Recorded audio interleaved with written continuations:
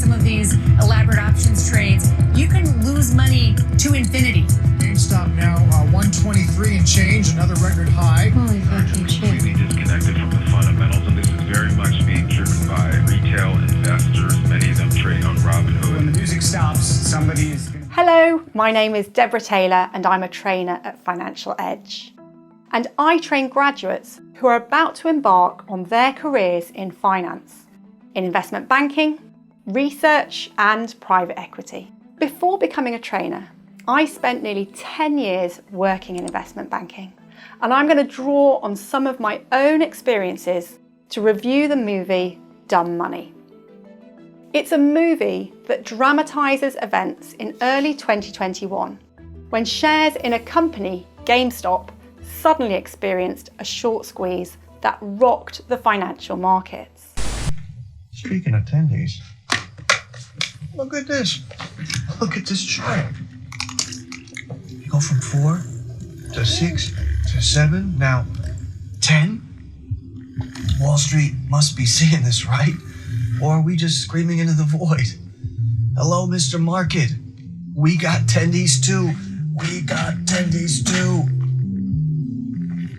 Maybe we are. They never saw the 9 billion resumes I sent from 2016 to 2019, or in 2009, right after I graduated college, I guess. As a bit of context, the GameStop short squeeze occurred during a perfect storm of events and developments.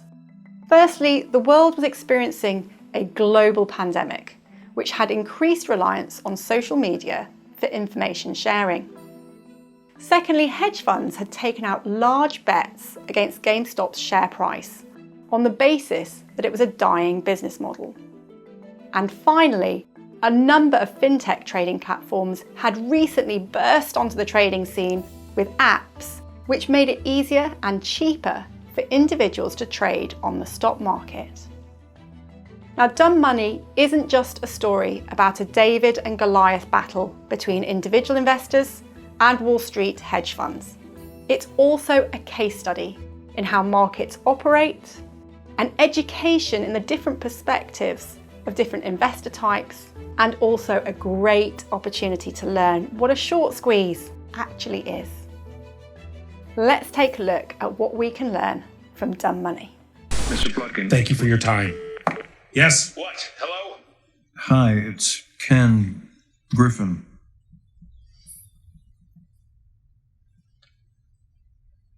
Hi there, Ken. How are you? Great to hear from you. Do you have a minute? I gotta call you right back if that's okay. I'm so sorry. Sure. Okay, great. Hi. What's happening right now? It looks like there's one guy driving all the buying. What guy? I believe his name is Roaring Kitty. Here we've been introduced to Melvin Capital, Citadel, and Roaring Kitty, who are 3 different participants in the financial markets. Now, like all markets, different participants will have different priorities, different perspectives, and different purchasing power that influence their buying and selling. Now, in the financial markets, we differentiate between retail investors and institutional investors. Retail investors are everyday individuals, people like you, me, and Roaring Kitty, buying and selling stocks, bonds, or funds, usually through a trading platform. Their trades tend to be smaller in size and influenced by personal goals, like saving for retirement, for example. Institutional investors, on the other hand, are the big players. We're talking about pension funds, insurance companies, and hedge funds, including Melvin Capital and Citadel. They pool together massive sums of money and can move markets with a single trade.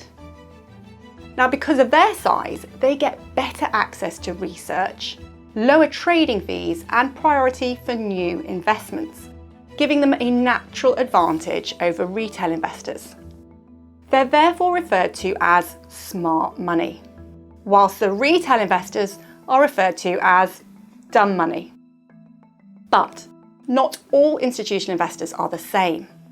Melvin Capital and Citadel are both hedge funds. which are private investment firms investing money from wealthy individuals or institutions. They're much less regulated than other funds, making them free to pursue more risky investment strategies, which should allow them to generate higher investment returns. But not all hedge funds are the same. Melvin Capital pursued a research-driven short strategy, which relies on detailed analysis of company data to bet that share prices of specific companies will fall. Citadel is a larger multi-strategy fund, using lots of different techniques rather than one single strategy. It is particularly well known for using mathematical models for making automated investment decisions, which is referred to as quantitative or quant strategy. Here's what I want to talk about. I'm going to pick a stock and talk about why I think it's interesting, and that stock is GameStop. I know it's a polarizing stock, and some of you are probably going to tune out of the stream right now when you hear I'm bullish on GameStop, but I am. You can see it is now the biggest position by far in the Roaring Kitty portfolio. So, yeah, I think everyone else is crazy, and I think I'm right, but I've been wrong plenty of times in the past. So there are a lot of aspects to this bull thesis, a lot of moving parts, but I boil it down to what I consider the three overs. The digital risks seem to me to be overblown. The negative sentiment is overdone. You can see it with the huge short interest, and the value is overlooked. Wall Street just doesn't see it. Why? Mr. Market, why? In this scene, Roaring Kitty explains their bull thesis for buying GameStop shares. Let's explore what this means. In general, we assume that markets are efficient, which means that share prices are a fair reflection of the future earnings and cash flows of each company. However, if you think you should buy or sell shares in an individual company, rather than buying, for example, an index tracker, you're implying that the market has mispriced those shares. If you think the shares are undervalued by the market, you should buy them, as then you'll generate profit when the market corrects to a higher price. Alternatively, if you think the shares are overvalued by the market, you should sell them so that you won't generate a loss when the market corrects to a lower price. This results in you generating a better return than the market as a whole, and we refer to this extra return as alpha. Roaring Kitty has a bull thesis, so he thinks people should be buying shares in GameStop. In case you're interested, the opposite of a bull thesis is a bear thesis. Now, the thesis seeks to identify why the market is mispricing the shares, and Roaring Kitty's thesis is based on three factors. Firstly, digital risk is overblown, so he thinks the threat to their business model from online games is not as severe as the market is assuming. Secondly, the share price is artificially low as lots of hedge funds have been selling the shares recently. And thirdly, that the share price no longer reflects fundamental value, so it no longer reflects the earnings and cash flows that GameStop will generate in the next few years. Cheers. Cheers, everybody. I mean, look, I know we still got a lot of bear takes out there, but as I dive deeper and deeper into this thing, it's looking increasingly compelling to me. And then you got the huge short interest. Now, I'm not betting on a short squeeze, right? I've been saying that the whole time. You guys have been talking about it, thesis grounded in the fundamentals, but I'm not. But today, I'm starting to feel a little squeezy, right? Starting to feel a little squeezy. Okay. All right. I need a drink. Now, a lot of you are accusing me of talking a big game, but... Hey, where are you? Coming! This scene covers a lot of short selling terminology, so let's take a deep dive into this rather interesting topic. Short selling is where an investor bets that a share price will fall. But how can they do this? Well, they borrow shares from a prime broker in exchange for a fee. They then immediately sell the shares in the market.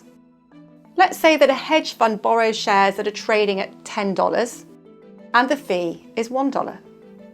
The hedge fund sells the shares in the market for $10 and a few days later the bet plays out. The share price falls to $6. The hedge fund can go into the market and buy the shares at $6 each and give the borrowed shares back to the prime broker. They've made a trading gain of $4 per share, and after deducting the prime brokerage fees, that's an overall profit of $3. So they've won their bet. But what about short interest? Well, this is the total amount of stock which has been borrowed and sold relative to the total share count of the company. So it's a really useful way of measuring investor sentiment. It is really rather subjective to say what a high level of short interest is, but anything close to 10% would suggest that there are a lot of market participants betting against the share price. Now, a high level of short interest doesn't just tell us about market sentiment. It also presents a massive risk if the share price starts to rise. Let's revisit our previous example, where hedge funds sold borrowed shares at $10. What happens if the bet doesn't play out this time, and the share price rises to $15 and then $20? Well, those hedge funds are facing potentially huge losses. So they might be tempted to cut their losses and buy the shares back. But what happens if there's lots of short interest? And so lots of hedge funds are buying shares in a short time frame. Well, you start a feedback loop where there are lots of investors scrambling to buy shares, which pushes the share price up. That then triggers more hedge funds to buy shares to cut their losses. This pushes the share price up even higher, creating a short squeeze. It's kind of like a fire in a crowded theatre where everyone's rushing for the exit at once, and the stock price shoots up in the chaos. The idea for Robinhood really came out of the Occupy Wall Street movement. All those people with no way of getting in. Is that what Occupy was about? I mean, were they trying to get in, or? So we said it's not enough to occupy. We need to democratize Wall Matt, Street. I'm not sure if you know this, but Beju and I are both immigrants. I was born in Bulgaria, and Beju's parents immigrated from India to the deep south. Can you imagine growing up in rural Virginia with a name like Beju Prafulkumar Bhatt? We created commission-free trading so that anyone can get in the game. You don't even need a bank account. People have really responded. We added 5 million users in the last 6 months for a total of Close to 20 at this point, million. So you're one of these tech companies that's exploded growth-wise but doesn't make any money. We make money. But how? If you don't charge commission, then... from interest on people's accounts. But your users are mostly young. So how much money can they really be keeping in their account? There's also payment for order flow. What's that? We prefer the term stock order routing. When you buy or sell stock on our app, we send your order to market makers who process the order. They pay us a tiny rebate on every trade. Tiny. But it adds up. We should really get back to how we started our company. What market maker do you work with? A few. Citadel Securities mostly. I'm sorry, Ken Griffin's firm, isn't that a hedge fund? Well, Ken Griffin's hedge fund is called Citadel, but Citadel Securities is a completely different company. Also owned by Ken Griffin. All right. We weren't going to do this, but we'll give you a scoop off the record for now. Okay. We're looking at IPO soon. Tech advances after the global financial crisis led to a growth in Fintech. These are tech companies which operate as financial institutions. Now, a number of fintechs launch app-based trading platforms which made it much easier and cheaper for retail investors to trade on the financial markets. Previously, you could only do this through a trading account with a broker.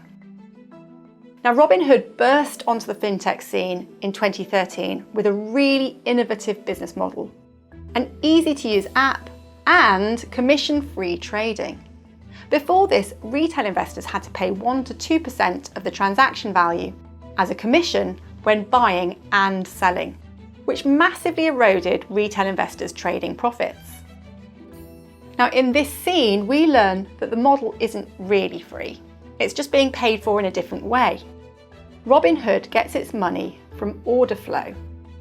This is where they collate all the buy and sell orders from customers and transact with market makers. These market makers, including Citadel, are like major market stall holders. Their job is to buy shares in the market and then sell them on to others at a profit. When the market makers get flow from Robinhood, they pass on a small amount of their profit back to Robinhood. So this is reflected in the prices quoted by the market makers. However, it does result in more efficient pricing for Robinhood's customers than the traditional commission model. The really interesting development in this scene is that Citadel is one of the market makers used by Robinhood. So, although Robinhood is promoting itself as a disruptor for existing financial institutions, its business model is completely reliant on them.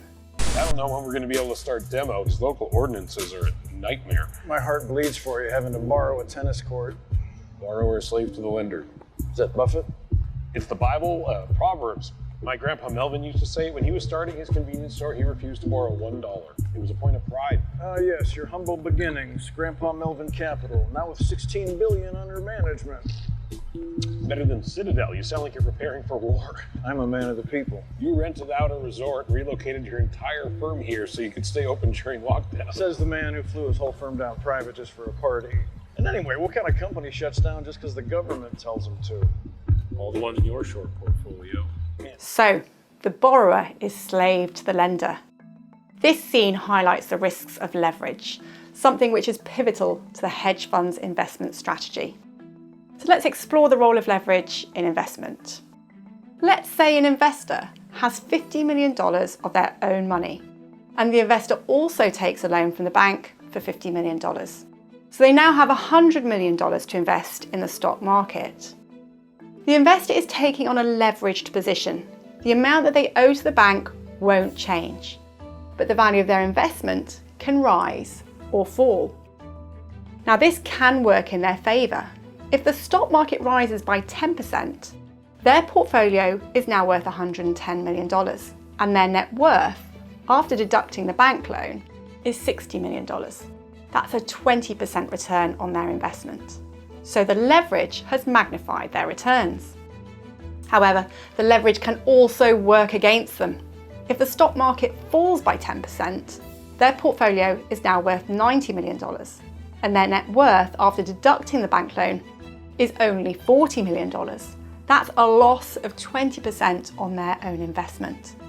So the leverage has magnified their losses. Now, many hedge funds go a step further with leverage, as they sell the shares of companies that they think will fall, at the same time that they buy the shares of companies that they think will rise.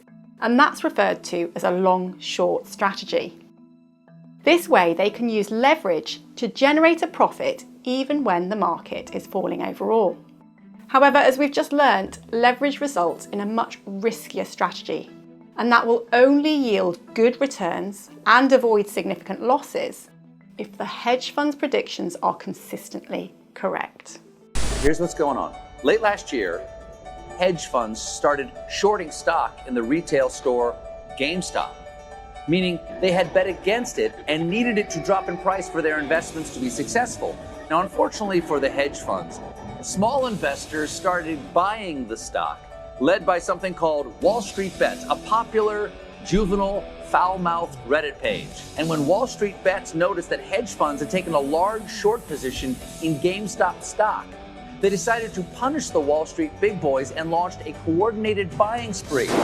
The revolutionaries on Reddit are spanking Wall Street's ass. GameStop shares absolutely going nuts. I think it was up over 70% at one point.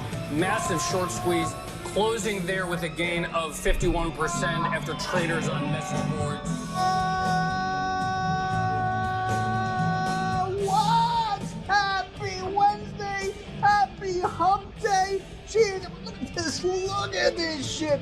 A 90% increase in one day in one fucking day! We're going to the moon!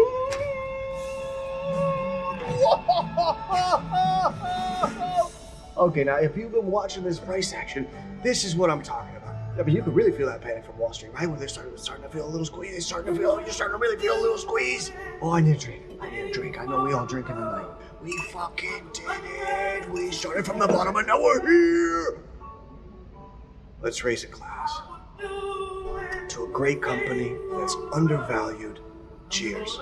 Show me the tenny, come. Show me the tennies. Show me the tennies. I got them right here. Show me the tennies. I just got it. I just got it. Oh.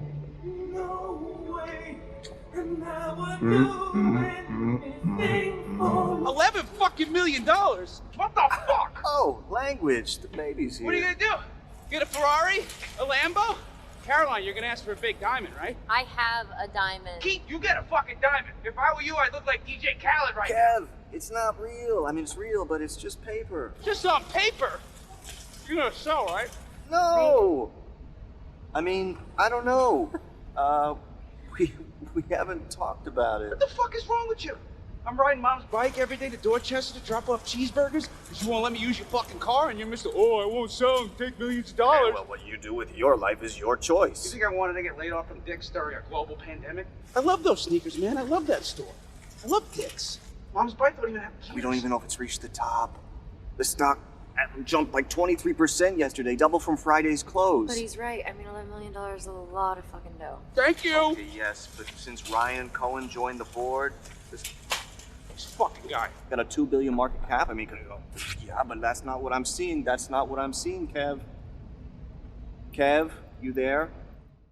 In this scene, we see that the retail investors have put on enough upward pressure on GameStop's share price that the short squeeze is really starting to take effect. The market is no longer tied to the fundamentals. It's all about the balance of buyers and sellers. At this point, investors can feel like they're participating in a poker game, one where whoever folds first will lose. It's a really challenging play for GameStop investors, as they need all the other retail investors to continue to hold their shares, or even buy more shares, to maintain upward pressure on the share price. The power dynamic is really interesting here, as it relies on collective action by the retail investors, which in turn relied on them being able to communicate with each other on social media. Now, this wasn't the first retail investor-driven short squeeze, but it was the first to be coordinated over social media, and it sent the GameStop share price from $17 to $483 in just a few weeks. This sounds quite extraordinary, but GameStop isn't even the biggest short squeeze in market history. That record goes to the Volkswagen short squeeze in 2008.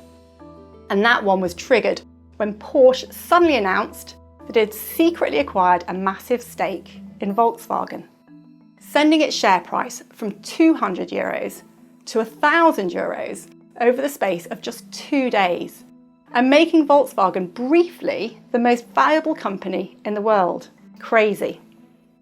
Now, the Volkswagen situation was exacerbated because there weren't many shares available to buy in the market. When this happens, a company is referred to as having a low free float. Now, lots of hedge funds got their fingers burnt, so these days most hedge funds won't risk taking a short position in companies with a low free float. What the fuck is going on? I can't get it to load.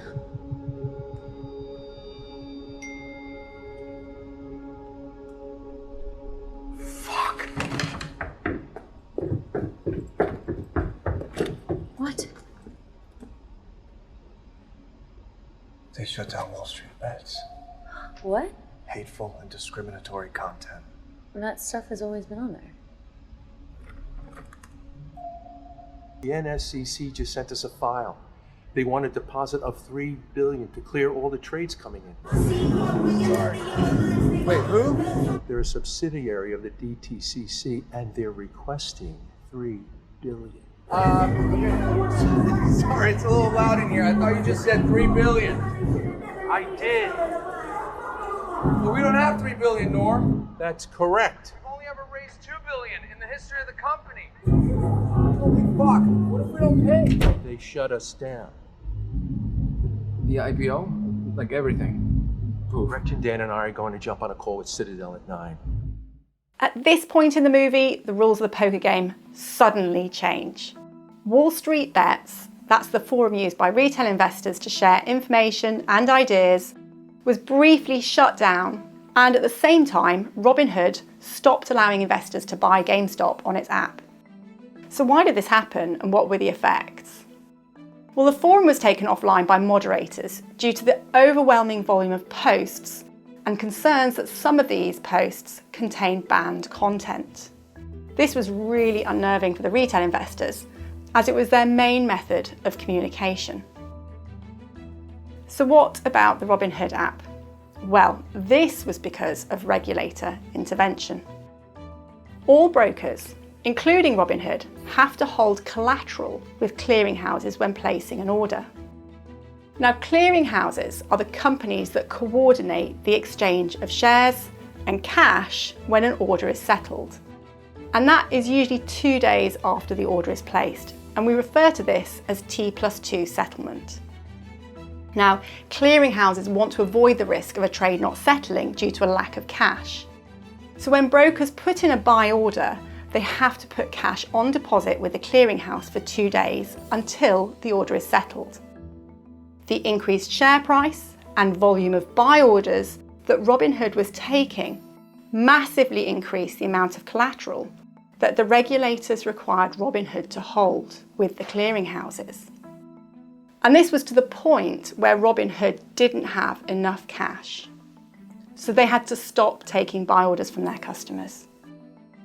The Robinhood app restrictions, combined with the temporary closure of Wall Street's bets, temporarily undermined the retail investor's strategy. And the share price started to fall before recovering once these restrictions were removed. Now, the wild swings in share price, which is referred to as volatility, attracted attention from the US government, who were concerned that the market was being manipulated. This results in a number of class action lawsuits and a congressional hearing. So let's find out what happens next. Present, play, and the events we are examining today.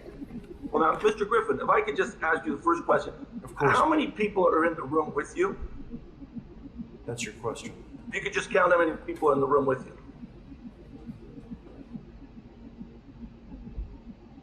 There are 5 people, including myself, in this room. Did anyone in your organization, since January 1st, contact Robinhood? We, of course, talk to Robinhood routinely in the ordinary course of business. We manage a substantial portion of their order. But did you talk to them about restricting or doing anything to prevent people from buying GameStop? I want to be perfectly clear. We had no role in Robinhood's decision to limit trading in GameStop. Fuck you, King Griffin. So if we depose everyone in your organization, we will find that.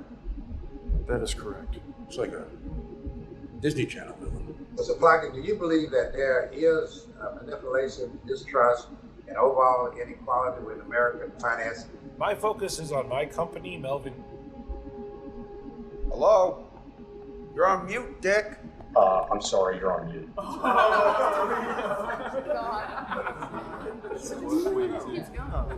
In my area of expertise? You're still on mute. I haven't been able to hear a word you said, unfortunately. Mr. Tenev, would you be willing to commit today to voluntarily pass on the proceeds of the payment for order flow to Robinhood customers? Congresswoman, I appreciate that question. When the statement we referred to was made, it was before Robinhood forced the entire industry to drop commissions I should and take that as a replicate our... no. You're not willing to pass on the proceeds of payment for order flow to your customers? When the other brokers dropped... I'm just talking about today. I don't want to be rude. I just have limited time. But if removing the revenues that you make from a payment for order flow would cause the removal of free commissions, doesn't that mean that trading on Robinhood isn't actually free to begin with? Good question. And even though I had very little money, I used those times to educate myself and learn more about investing. Mr. Gill, I find it hard to believe that you predicted everything that happened to GameStop with no inside information. I didn't predict it. I honestly couldn't explain everything that happened in January. I've seen your videos. You honestly couldn't recount to the committee what caused every single up and down of the stock in January? I think you could. I did follow the stock very closely. But thresholdless order flows halting purchases, according to the press, these all had a material impact on the stock. Here's the thing, I have a bit of experience with this stuff, and even I barely understand these matters. It's alarming how little we all know about the inner workings of the market, which is why I'm glad this committee is examining what happened, particularly with the exorbitant short interest, as well as any potentially manipulative shorting practices and brokers' reported failures to timely deliver shares and settle trades. A lot of people feel the system is broken. The whole idea of the stock market is to be like kind of a fair playing field where if you're smart and maybe with a little luck you can make your fortune. But if it ever was that, it's certainly not anymore. The big firms have such a big advantage in terms of technology and information and just sheer wealth. There's no hope for the little guy anymore. Or there was no hope. Maybe now there is. And as for me, I like the stock.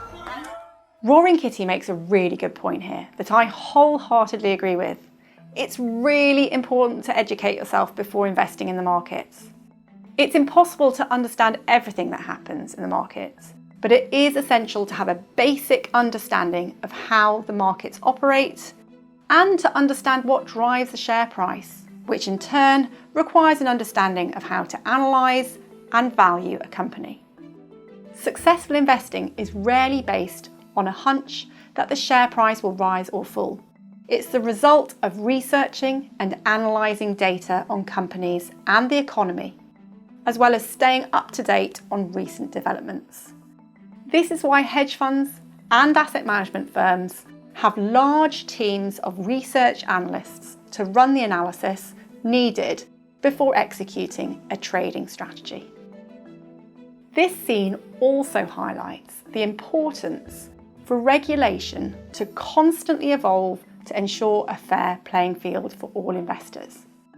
As technology and politics impact how markets operate, determining what is fair requires constant review to maintain trust in the financial system. If you like this video, give us a thumbs up and subscribe for more content like this.